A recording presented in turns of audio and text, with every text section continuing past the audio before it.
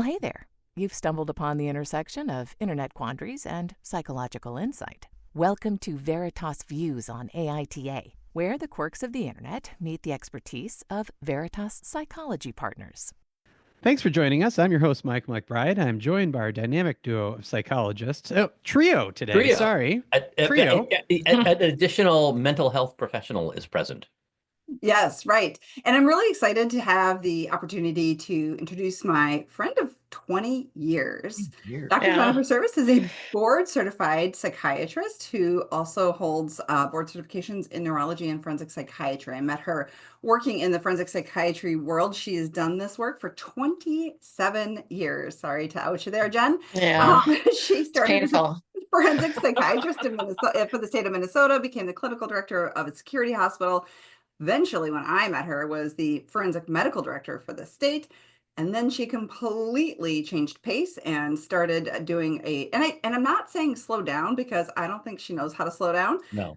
Taking care of general psychiatry patients in an adult clinic, and started her own forensic practice in 2010 called Minnesota Forensic Psychiatry Consultants, where she does civil and criminal work. She specializes in law enforcement and doing work for Homeland Security, Border Patrol, and other local law enforcement agencies. But, little known fact, to pay her way through medical school, she might have been the lead vocalist for a punk group called Mad Grace Kids, spelled with 2 Ds. No, I'm just kidding. That's not true. No, that's not. I don't remember that. That's not true. It's not true. But one of my favorite things with Dr. Jennifer Service, because she is so smart and unflappable, is to just feed something out there. Wow. To get her to laugh, because I was ready to be impressed. I know. I made that up. I was totally going to believe that. I should have gone with it. I am also joined, of course, today by another esteemed colleague, Dr. Daniel Kessler. He's been my coworker for a dozen years and my business partner for almost 2. So welcome, Jen. Super excited to have Dr. Service here with us today. And I'm glad that you reviewed our podcast, so you know what you're in for. So Jen, welcome. Yeah, thanks for having me. I'm really happy to be here.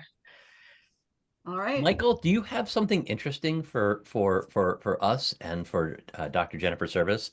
I hope so. I try to anyway. So? Yeah, we'll see. I don't know. Well, so far they've all worked out, so I think it'll work. So, welcome all 3 of you. For any of the newbies out there, if this is your first episode and you're not sure what you've stumbled into, essentially what I've done is I've gone on the internet and I found a scenario that somebody has shared, and they're essentially asking for advice. They're like, well, "Who is the asshole here? Who's in the wrong?" And that's what we hope to figure out. If there's been any identifiable information, I've tried to make it a little more discreet and kind of clean that up. And then if you're new, also stick around through the credits. We always have some kind of bonus conversation afterwards. That's just kind of fun. So, but I have not shared the topic I'm going to deliver to them right now with any of them. It's always a surprise, and I love to kind of catch them cold to see what they say. So this is what we got. Today's is, am I the asshole for refusing to wake my boyfriend up in the morning, which made him almost lose his job? I definitely need to know more. We will often judge books by covers and jump on a headline. This was a firm maybe.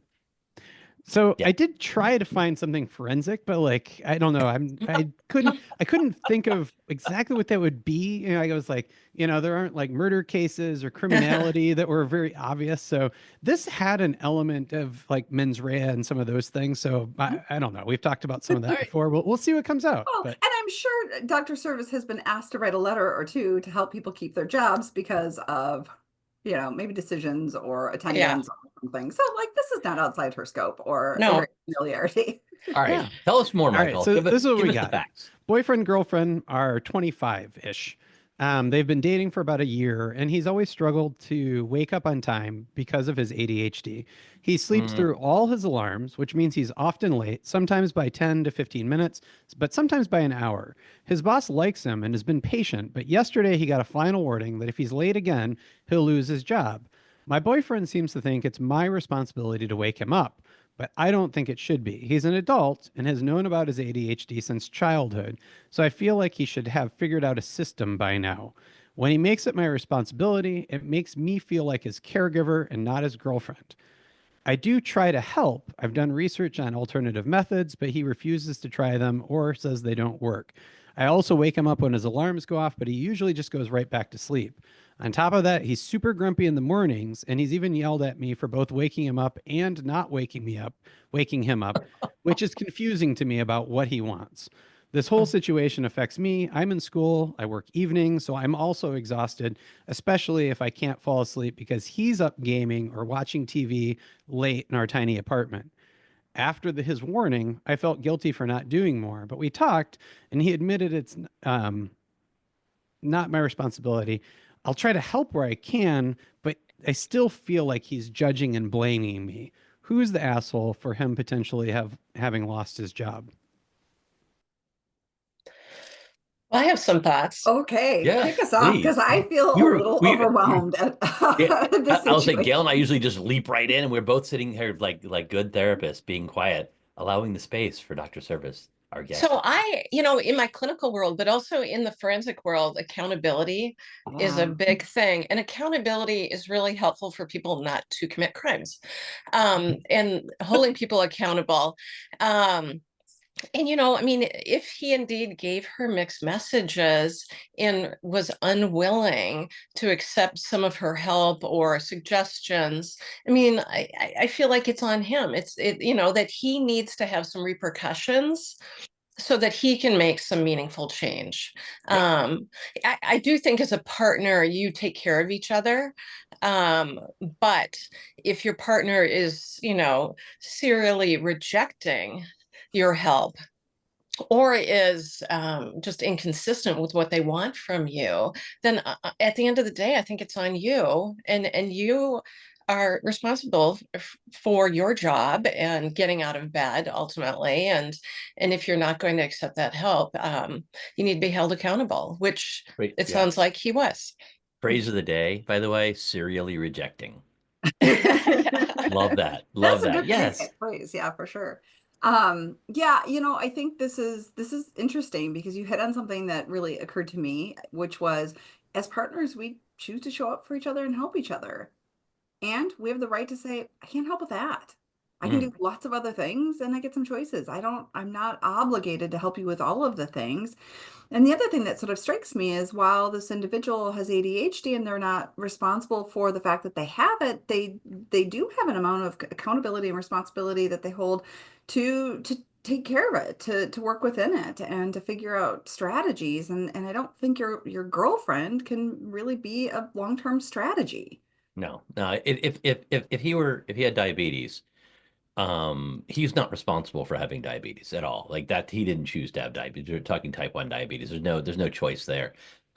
And yet he would be responsible for making sure that his blood sugar stayed in the right level. He took the proper insulin, and he might want her some assistance. It's nice if our partner reminds us, but it ain't her responsibility to make sure he gets up in the morning. If she's willing to be kind and help, fine. But the first time he like gives her crap about it or yells at her or rejects her help, like I think she's discharged her responsibility. I have a kind of a problem that we have some stones here that he could turn and try, and Yeah. he's not, and he's just kind of landed on this solution that he thinks is a solution, which isn't a solution because he's only variably, accepting of it, and that there are other options like a boom alarm or one of those app-driven alarms that are just Yeah. hella loud. Like this is not her responsibility. Yeah. As someone who treats sleep, and Gail and I both treat sleep quite a bit, but like you stumbled into, and I restrained myself from jumping in while you were talking, Michael. You stumbled into an issue. She said he sleeps through all of his alarms. Stop setting tons of alarms. People think that if they set like 8 alarms over like an hour, but all it's gonna do is give them like an hour of really shitty sleep where the alarms keep going off and waking them up, and your brain knows I don't have to get up yet because this is only alarm number 3 and I got 4 more to go. And at some level, he's done the same thing with his girlfriend. Like, oh, I don't have to wake up because she'll try again, and I'm putting it on her. And like I always tell folks, set one alarm and hit one snooze, and like you get up. and you Yeah. don't set it for multiple alarms. I'm wondering what the two of you think about the ADHD angle on this, or have Well, another I comment think about the she's not making alarms. the ADHD any better by setting probably a series of 8 shitty alarms. Like you really are shorting yourself sleep opportunity here. And that's just never going to improve your ADHD symptoms. Get good rest and sleep, Right. get one snooze. Well, I think that he needs to make an appointment with his psychiatrist. I mean, what is going on here? Is he not being Captain able, Obvious.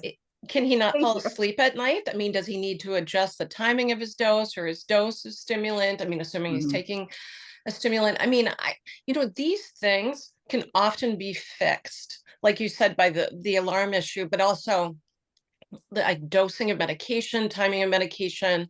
And it's, I mean, you can often fix that relatively easily. So he again needs to be accountable and make an appointment with his doctor and not have his girlfriend be his doctor or his alarm clock. And I I like that. suspect there's a hint in here for us. He's staying up late gaming, and he's clearly got Yeah. a report for morning or work sometime in the morning. Yeah. So he is messing with his sleep, and I'm wondering when he's actually if he's on a medication and when he's dosing that. Right. Because sometimes we're Right. motivated to stay up because we want a game, and those are the late time hours. And so maybe I push my dose back, into the night where, so that I can stay up and stay focused. So what part of what we're seeing here is that ADHD, like that high stim environment of the gaming is so rewarding. Yeah. Are we seeing that they're framing this as a waking up problem? But and Jen, I appreciate your comments about this because it's like it sounds like it's maybe not even a going up problem, it's a going to bed problem. Right. Right. Like maybe medication too late in the day, but maybe also like he's not going. If you don't go to bed until whatever o'clock in the morning, you're not going to wake up in the morning for work. Like the problem Yeah. isn't morning guy, it's night guy. Keep up all Yep. Yeah. here, maybe. Yeah. No, Yeah. I think that's a good way of thinking about it. Yeah. So like, I mean, her question is, am I the asshole here? Well, no, I think we're all circling around the she's not the asshole here. She's not the asshole. But maybe here's the question. Is he an asshole, or is he a person with Kind of. ADHD that really So appreciates how much impairment this is causing in his life, including that lack of going to bed on time. Sometimes ADHD people talk about like almost the dread of the bed. Like I gotta wind down and I gotta destimulate from the day, and it's not nearly as much fun. It's not as much. It's not as interesting. yeah, he's not an asshole for having difficulty with his sleep or being stoked about gaming necessarily.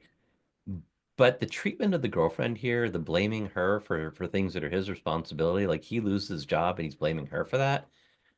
No, like, and you can't get up in the morning and it's your girlfriend's fault. No, that's not about that. Yeah, I think he is. I think I'm not okay with the taking responsibility for my behavior and placing it on someone else, which is what Yeah, I agree. But this is maybe there's a great opportunity. Let's repackage this that he can now make some meaningful change and maybe it'll stick because jobs are important for most of us. yeah. And So maybe it'll he'll be treat his new interesting. job and his new girlfriend, or if the girlfriend, his girlfriend stays. That's what I'm thinking. Like, I sort of think that this girlfriend is like teetering on this edge of, I don't know that I want to be responsible for this. And if he's not going to separate me from this, then maybe this is not my, best long-term relationship. Right. Maybe Yeah, repackaging this as she's learning something. He may or may not. He sounds like he is lacking some. Yeah. Yeah. At Yeah. least now we always have to caveat this that Yes, we're getting her side of it. true. On the other hand, I just can't think of a side of his that's like it's gonna I make can't either. Yeah. You're right. No, I've had people show up in my office and say essentially that, like, it's her fault. Like, she's not waking me up, and that's their job. I was supposed to get to work on time. She didn't do it. Yeah. You could have. She Yeah. was up. No. Yeah, Don't offer he's not responsibility. 7. So I'm assuming he's not. No, unfortunately And not. so at what Mm. age, do you not need somebody to wake you up? And I think it's actually your teenage years, honestly. Absolutely. For And sure. part of me is like, you, sir, are a grown ass man. Mhm. But on top of that, I mean, this gives us when we work with folks, one of the things that I'm hearing here is like, I have ADHD, therefore I cannot. Right. And we're always working with folks to say, I have this illness, this disability, whatever, and now I'm responsible. It's not fair that I have it, Right. but it's my responsibility to deal with it. Yeah, it's interesting. I do a lot of disability claims as well in my civil work, and people assume that, if you're diagnosed with depression or anxiety or anything, ADHD, that you are disabled and you shouldn't be held accountable and you shouldn't be people shouldn't expect things of you, which isn't the case, because most of us manage something Right. in our lives, and most of us don't decide that we're disabled.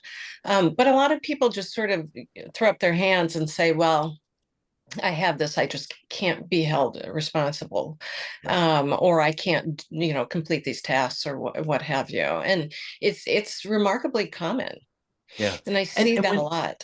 And when someone is disabled and they truly can't, we absolutely, I mean, that's what we have decided. Where if you're disabled and you cannot, you'll be provided for at some level. Yeah, absolutely. And at the same time, people get caught in that sick role that I'm disabled and I can't do this whole range of things. And if we can move towards them, Gail, you do a lot more work with ACT than I do, and this seems like a very acty thing. Like if I could accept it, go ahead. No, please. No, but if I can accept that I have this disability and then work within the framework of what I still can do. And I do a lot of work with folks on you can't do this and this. You absolutely can't. And we need to accommodate for you. And you can do this and this. And if we can focus on what you can do, life is going to be better for you. You may still be disabled, but life will be better for you if you focus on. No, you will still be disabled. I mean, there's no, in ACT, we're really not trying to change the disability or the problem. It really is a treatment that's provided for folks that, we say like, that's not going to change, right? But now, what are you going to do? How are you going to adapt your surroundings or the means to whatever end? But, it's not random.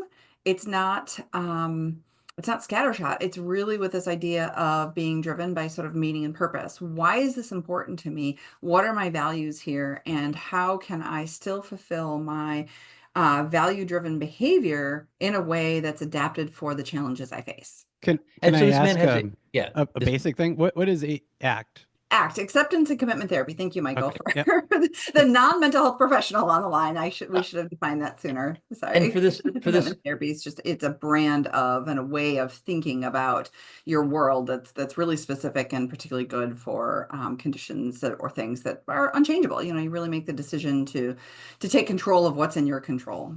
Yeah, and for this person, with ADHD, it's very reasonable to accommodate certain things. The person may need to be in a non-distractive environment. They may need a little extra time. They may need other placements. Kids sometimes do better when they have headphones to block out sounds in schools, and we want to accommodate what we can. And at the same time, we need to tease out. This is the question I'm always asking parents or adults I'm working with ADHD is this a can't or a won't? And if it's a can't, we accommodate for it. If it's a won't, we need to help the person make different choices. And in this particular case, going back to our question today, this has a real feel of a won't that he's packaging as a can't.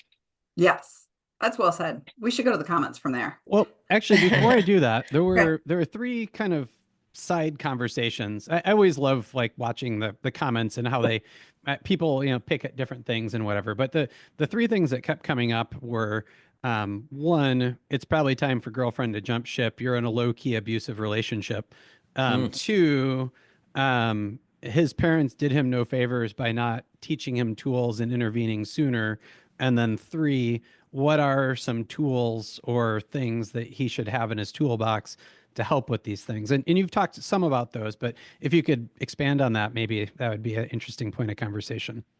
Expand on the tools, or the parents not doing favors, or the girlfriend in a low-key abusive relationship, any of those. I don't know. Spend 6 hours unpacking this.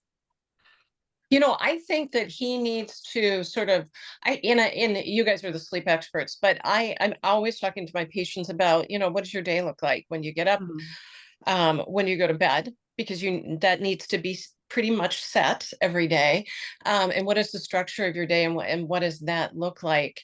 And how are you managing that? I mean, and really sort of sit down with pen and paper and look at that, and look at what you're not doing well, and talk about how you can make changes with that. And for my world, I mean, I prescribe medication, how can we adjust things to help with that?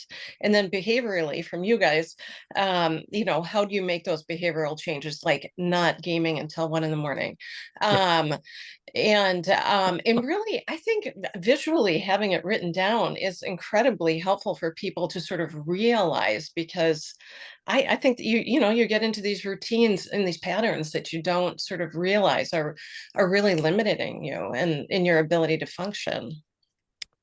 The thing I think I'm going to jump on a little bit is a little different take, which is the OP, the original poster here, is a girlfriend, and she's saying, am I the asshole? I think what she's doing as a relatively young person is trying to explore and understand her role as a significant other. She is setting boundaries and trying to figure out how to hold those and really understand what is her scope of responsibility here. So I think she's done herself a favor to, kind of like, I don't know, throw it out there to the internet and get a little bounce back and feedback about this. But she's got some growing work to do too, I think, because, she is being told and influenced by this guy that, this is something you're supposed to be doing for me. And she's kind of questioning it.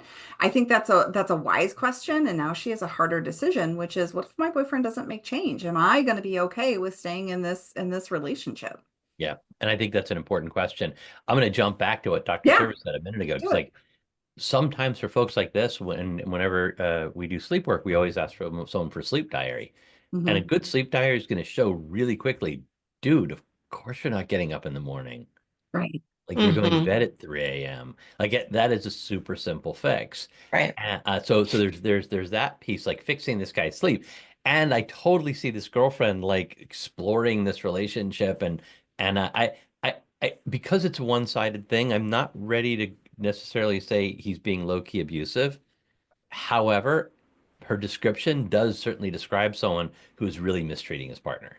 And I think our discussion is really focused on the fact that this guy needs to make changes. And he has no awareness of this. Yeah. Again, that insight piece, one of the things that we assess forensically, right? Insight, does he have insight into this? He really doesn't sound like he is. So we can come up with sleep strategies and medicine strategies and all of these things. But the reality is he doesn't sound like he's someone who's going to present in our offices. She is. She's up and say, I'm in distress. I really care about this guy. I really, I want this to work. We're living together. And like, he's telling me this is my job. And I sort of think this is his job. And what do I do? And so I think we would end up having a very different conversation. Oh, maybe not. Maybe he would say something different because we don't have his perspective. But I kind of don't think so. I think he has been raised in this world that, he's just used to sort of being taken care of. I think there's a huge disparity in their level of maturity. I mean, he strikes me as somebody who's quite immature, which, no offense, Michael and Dan, but males tend to mature a little later. You're not wrong. Keep going, please.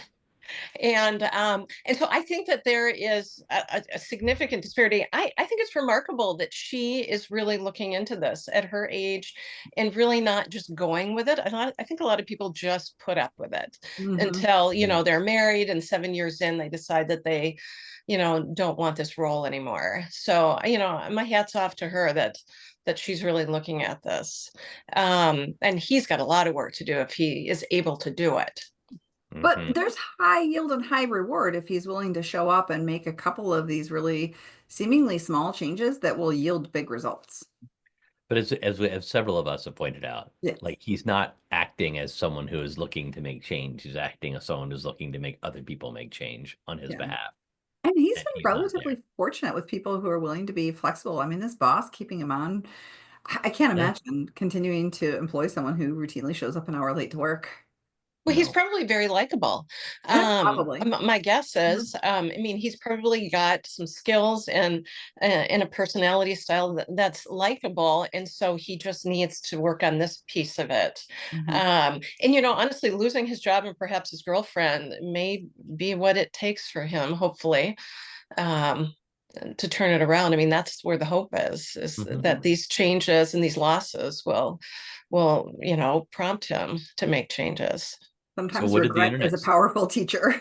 Yeah. So Michael, what did the internet say? Yeah, well, first she did actually offer an update, which was she did say that he got a final warning at his boss. Final? Yeah, Final. Oh my this, God. like, essentially this can't happen again.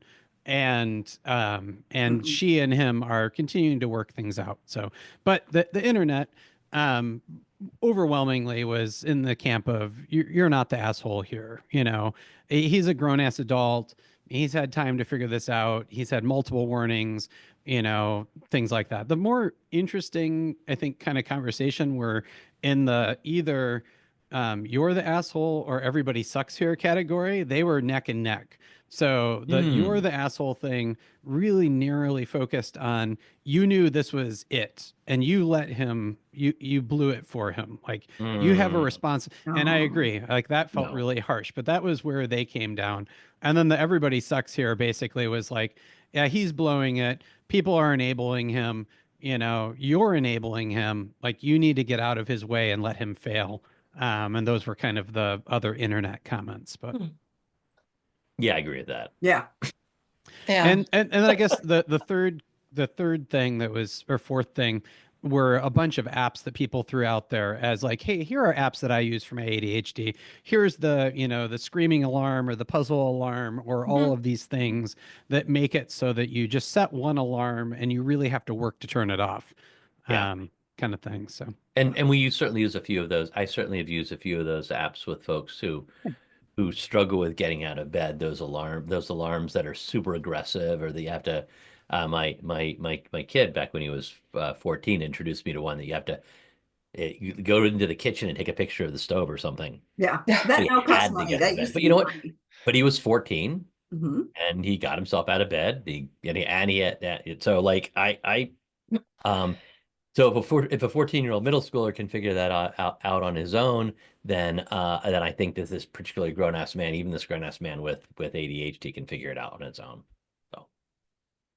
So Gayle and Dan, so I get from a lot of patients, I get the sense from them, or more than that, that they think that sleep is a luxury, that, you know, you get what you get and, oh, well, and I feel super tired, but you know what, I've never really slept well. And, you know, you just maybe get sleep, you maybe don't. And I often say to them, well, do you feel like breathing is a luxury?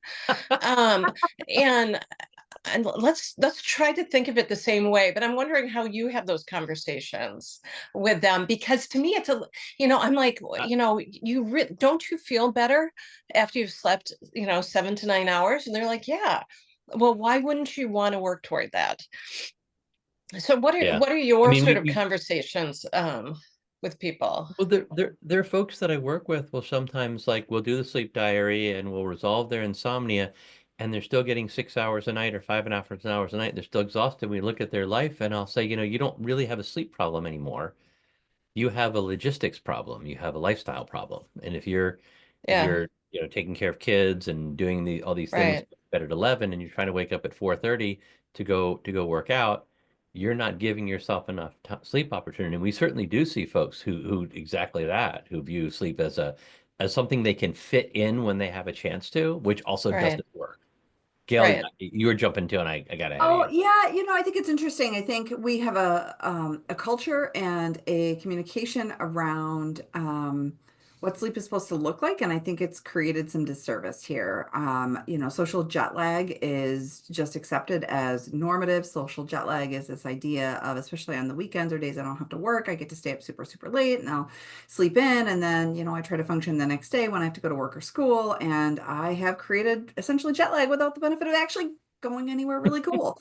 So, I got a text the other day from a friend, and I don't know, it was 11 o'clock, and they had disclosed that their child had not even poked their head out of the bedroom yet. And I thought, And my kids just know we don't do social jet lag. Well, you can sleep in a little bit, but we don't do that egregious amount because it really sets your circadian rhythm sort of upside down. So I try to do a lot of education around that, and that's something that I think people come in with, and they expect to get great sleep the next day or whatever when they've whipped their circadian rhythm back and forth, really hard, and we just think it's normal, and then we think it's like kind of okay, and then I get the other end of the spectrum, which is, oh my God, this is really awful, and I can't not do this, and like it's really like almost this like desperateness, and that desperateness of chasing sleep, and so I would say it's almost on the other end. I don't sleep well. I never have slept well. And I just have to sleep right now. And that amount of pressure, and I sometimes call it and for those of you on YouTube, sleep, damn it, is like really overwhelming. And you don't actually get to sleep when you're feeling that anxious about sleep. And so we often are, or at least my experience is at two ends of the spectrum. Yeah. And you said this, I'll say it really explicitly and concisely: wake up at the same time every day. Yes. Yeah. Wake up at the same time every day. Yeah, I know it's a weekend and it sucks to wake up in the morning of the weekend, but if you wake up at the same time every day, we're going to eliminate a substantial number of sleep problems simply by waking up at the same time every day, regardless of when you go to bed at night. Well, I mean, in all people, but like it's legit hard for teenagers as they're experiencing that circadian. It's legit hard for teenagers are a whole other animal. That's another episode. Right. But I just want to acknowledge that it's not, yes, it's succinct and it's short, but that's also really an under nuanced version of the recommendation, but it's the best place to start. Thanks, all three of you, for another riveting glimpse and a debate into the collective conscience of the internet forums, relationships and sleep and ADHD and responsibility. Remember, morality is often shades of gray, not just black or white. And your mental health condition, your physical disability, whatever it is, really not your fault, but it's going to be your responsibility to take care of. Yeah. So accountability. Yeah. Where possible. Thank you so much, Michael. Thank you, Dr. Service, for joining us today. I really appreciate this. I really appreciate you joining us. And please, Jen, stick around, because I think the bonus conversation is going to involve you. Oh, okay. I will definitely stick around. Thanks. This was a lot of fun. I appreciate you inviting me. Yeah. Well, everyone out there, please follow and share Veritas Views, any of the podcast platforms with your neighbors and friends. And as always, stick around through that bonus, through the credits for the bonus conversation about, I don't know, whatever they're going to throw Jen's way. You can follow Dr. Dan Kessler at Dr. Dan Kessler and Dr. Gayle MacBride at Dr. G. MacBride. Oh, and you can find them both at veritaspp.com. Credits. Tickling the Ivories, Matthew Reddington. Art, production, and design, bringing this show together with flair and finesse, Michelle Love. Recording and editing, turning chaos into something worth sharing, Michael MacBride. Intro, outro, I'm Kelly Buttrick, a VO talent who just happens to be Dr. MacBride's cousin. Cats, CJ, Linus, Sadie, and Griffin. Hosting by whomever lost the coin flip. Interruptions by all their children. The content of this podcast is for informational and educational purposes only and is not a substitute for professional mental health advice, diagnosis, or treatment. Listening to this podcast does not constitute a therapist-client relationship. If you believe you may be experiencing a mental health issue, please seek the assistance of a qualified mental health professional. If you are experiencing a mental health crisis, you can call or text 988 from anywhere in the U.S. to be connected to Crisis Mental Health Services. Thanks for listening. As promised, here's that bonus conversation. Jen, we started season 1 and we routinely had discussions about a favorite item, an item in each other's office. And we'd ask a question and tell a story, and it was kind of interesting. And so I'm not sure if I see your office behind you here on the video screen, but I was going to ask you, what is a favorite item that you have in your office that maybe tells a story a little bit about you or your practice? Yeah, so I have 2 desks. I'm looking out windows, and then I've got a desk behind me. But right in the middle of 2 of my screens, which you can't see, is my saddle. And I used to be an equestrian. And is that like the punk band thing that Gayle mentioned, or is this real? It's all wrapped together. Yes. I rode horses and I was in a punk band at the same time. Yes, from when I was a kid, my saddle is right here, and I often think about getting back literally on the horse, but then now that I am nearly your age, Dan, I I'm too afraid to fall. So so it's a reminder of early years. Oh, that's really cool. That's something I did not know about you. Like I said earlier, I've known you for 20 years and I didn't. Yeah, it's probably been that long since I've ridden. Oh, yeah. Cool. Yeah. Well, thank you. Thank you for sharing that. Yeah. Thanks for tuning in, everyone. Tune in again next week for a whole nother Am I the Asshole debate. We love hearing from you, so please review us on Apple, Spotify, or, well, wherever you're listening. If you enjoyed this podcast, please review, like, and follow. Also, give it a share. This helps us reach more listeners.